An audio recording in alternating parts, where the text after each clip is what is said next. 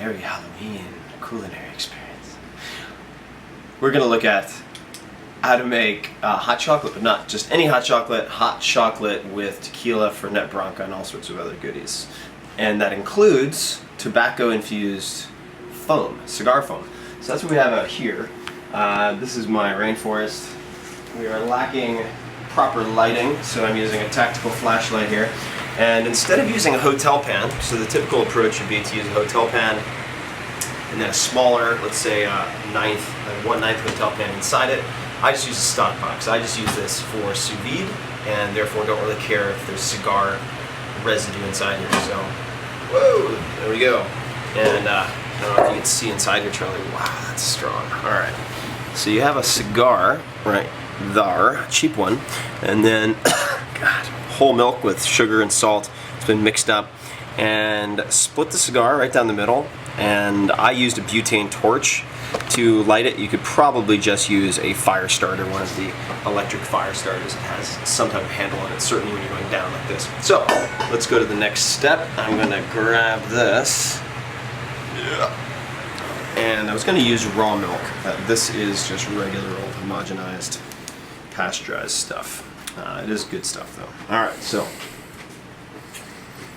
this is what we're going to put on top of our drink. And so you can see, not being in a fancy set studio with backdrops and blue screens, this is what the experimental layout of the land actually looks like when we're doing all this nonsense. It is a fucking mess. All right, so here's this. What we're going to do is transfer most of this. Oh, God, yeah, that's cigar, all right. Okay. I'm going to transfer most of it. I'm sloppy with this because I just don't really care if I lose a few milliliters. If you're doing this properly, like the Aviary and Alinea guys, then you'd be very, very precise indeed. All right, so bring this over. Now we're going to foam this. In the meantime, I'm going to heat up something I have going over here. And you'll see what that is in a minute. And we are using our trusted immersion blender. Hopefully this won't go everywhere because that would be a disaster. But so I'm hoping this foams up a bit, but I don't want to have it shoot out everywhere.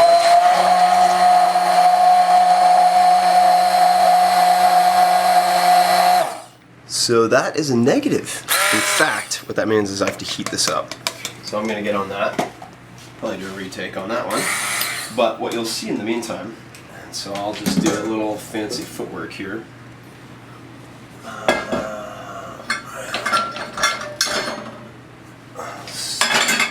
This right here. Get this going. Pour this in here. Try to get this heated up a bit. There it is. And I'll explain a few things in the meantime. Let me take a look at what I need to do here. Just below a simmer. Okay. So I don't have an attachment for frothing, so we'll see if that works. If it doesn't, who cares? We'll just pour it in. We have a mixture here of the tequila and Fernet Branca, almost exactly 50 milliliters each. Now, why would I know that? Because rather than using a bunch of mixing utensils and giving me myself and I more to wash, I just use an electronic scale. And what that allows me to do is to put ingredients in, 0 out, like this. All right, so I'm not going to put additional ingredients in, but if you come on over, I will do something like this. So that's at 0 grams, put this down, and then it's 540. And then I would hit 0, just like that. It zeroes out, then let's just say this is an additional ingredient that I need to put in, like sugar. I could pour it in until I get to, let's just say 29 grams, and I take it out. And that eliminates the need of using a measuring cup, which is great. So I know exactly what the milliliters are because those convert to grams. So 10 milliliters, 10 grams, etc. There might be a few exceptions, but that is it. Okay, so what we are going to do then is keep an eye on this, and certainly I like to use silicone spatulas whenever possible. This, so you can see it's starting to foam up just a little bit. You see the air bubbles. So I'm going to let this go just a little bit longer. I'm actually going to take this one off of heat. Oh, that's quite good, unique stuff. All right, this is going to be our chocolate base, a very chocolatey base. And again, using this silicone spatula, because this is a enameled cast iron pot and I do not want to scratch it and then give myself all sorts of problems. So that's it. Alright, now what I'm going to do is get this thing sorted into one of these so Charlie can enjoy his employer condoned alcoholism in the name of experimentation. And I'm going to do it pretty ghetto. I think we need, and again this is recipe testing, so we need 210 milliliters of the hot chocolate base. So I'll show you how this works then. We're going to go on. This could pour everywhere, but I'm okay with that. And then, so 425, 0. And now I'm adding in 210 milliliters. So I'm just going to do this pretty ghetto, and we'll see. That's alright. And we'll see how much it is. So, delicious. Alright, so let me pour this in. You can see that is exactly 100 grams. Wow, if I could do that. If I wanted to, that'd be sweet. Alright, and so I could figure out probably a smarter way to do this, but this will get the job done. Okay. And I want to allow a little bit of space for foam, so I'm actually going to break the recipe. It doesn't really matter. That's 210 exactly.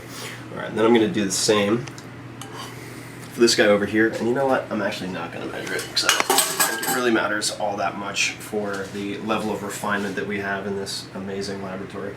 So I'm just going to do it over here. And this is a workout in and of itself with the cast iron. It is heavy. Alright. So that's the chocolate. I don't recommend you do that. That's what foolish non-cooks do. Stick their lips on hot pots. Alright, now we have this, which is ready to go. It's already kind of boiling a little bit, because I took my eye off it, which I don't think is going to be a huge big deal. I am just going to quickly make sure I'm not going to melt any plastic. So I'm just going to check on the ThermaPen what we have going on here. Okay. So it's about 190, 192. Alright. That's fine. So, I will not be a retard with this one. Alright. And this is going to go right back in, and we're going to try this foaming again. Not to get scalding cigar milk on my wrist. Deal with that later. Abused my dishwasher so much that it exploded, so I had to get a new one. I'm looking forward to using it. Alright, now, back to the original blender. Let's try this again. Are you excited? Are you excited, Charlie? I am. Alright.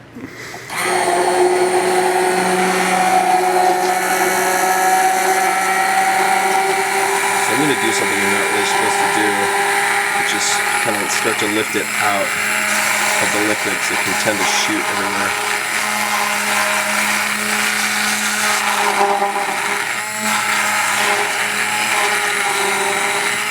So it looks like you really do need a sort of a mixing attachment because we're not getting all too much foam, even though it's whole milk. So what we're going to do is I'm going to take a sample of this.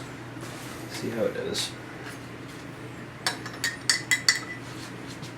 And then I'm probably just going to put it on top. See how it is. Oh, that's good. Alright. So let's try to get, I could kind of try to skim some foam off, but instead I'm just going to mix it in like that. And I think it still looks delicious. So let's give it a whirl.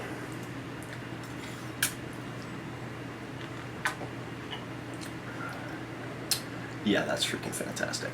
Even a complete idiot like me, and you probably saw at least half a dozen horrible capital sin faux pas in that short segment, and it still turned out pretty awesome. So the margin of error is very high. Charlie, time to pause. So, footnote, I had given up on the foam too soon. Looks like as the air bubbles came to the top, you can see roughly an inch of foam here. So as long as I'm careful, there's my cigar foam right there. It's tobacco-infused cigar phone. So it did work! I was just impatient because that's how I am. And I imagine that's how quite a few of you are as well. So, bite your little lip, sit on your little hands, and wait for the phone to come. That looks so much better than mine because, look at me. I rushed it. Sad Christmas.